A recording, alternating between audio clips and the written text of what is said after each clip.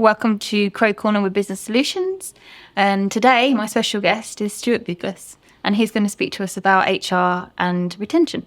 So, employee retention is quite a hot topic, especially now post-pandemic, with the staff turnover increasing and people leaving and returning and things like that. And especially in Business Solutions, we're seeing a lot of people ask us for interim business finance support and secondments, so people go out to fill in gaps, basically. What are you seeing around this, and why is employee retention important? Yeah, so it's definitely a hot topic. And it's a hot topic because we're at historic lows for unemployment. So unemployment's about 3.5% at the moment. Okay. If you can't find candidates, the easiest way to solve retention is to keep hold of the ones that you've got. So that's one reason. Another reason is the cost of staff turnover is so high. Yeah, with recruitment. Yeah. Like that, yeah. So it's not just the direct costs of recruitment. So obviously you've got the agency fees, but what businesses often don't consider is the indirect costs. Okay.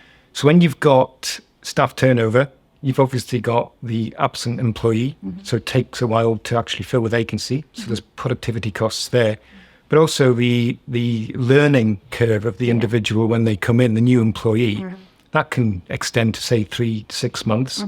And then during that stage, you've got the productivity drain from colleagues who are obviously lending their time to the individual to train them. Sure, true. So surveys are kind of suggesting it's about 50% of annual salary for junior employees. More senior employees, you're looking at 200 to 300% of their salary as a turnover cost. Okay. So what do you think are the key reasons why employees leave in the first place? Yeah, so there's so many reasons, and some of them can be sector specific. Some of them can be local. So if you get a competitor who's moved in a couple of units down, offering higher salaries, then obviously that's going to be a factor. Indeed. However, there are some main trends that all businesses should really be looking at. So they say that within the first 3 months of employment, an employee is going to make a decision as to whether they stay or leave their employer. So I think it's important to look at the reasons for that. And it's usually bad selection in the first place, and also the onboarding process. So if we look at selection first, then essentially you need to be selecting people who fit the job. So in recruitment folklore, they say that there's one job description, and that's the original job description, and every other business has basically copied that. Okay.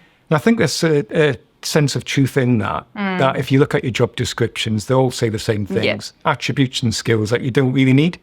So when you look at your job descriptions and your job ads, when you've written about the inputs and the outputs, you need to weave into that all of the behaviours that you want in a candidate.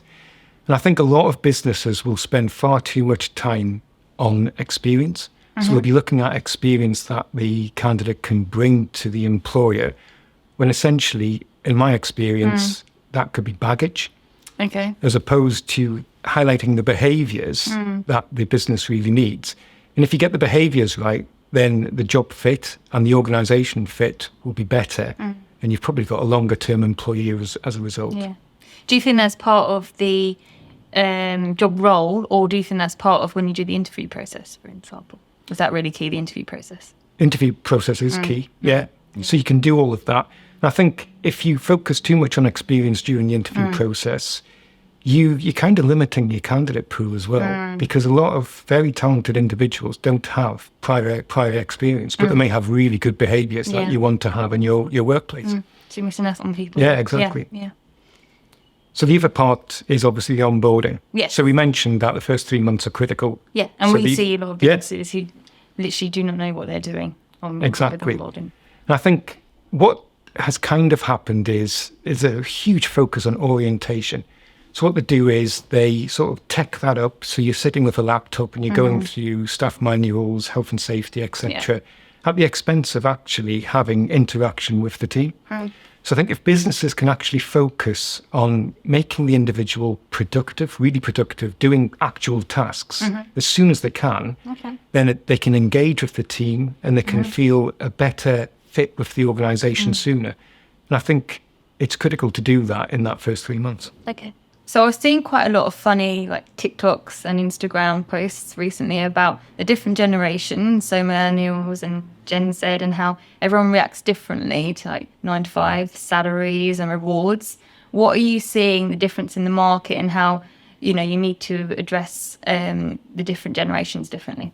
It's a good point. I think a lot of businesses will put this off as HR waffle, the millennials, Gen Z, etc. But there's a point in fact, in a couple of years' time, millennials are going to be at least half of the workforce. So you've got to sit up and you've got to listen to the millennials.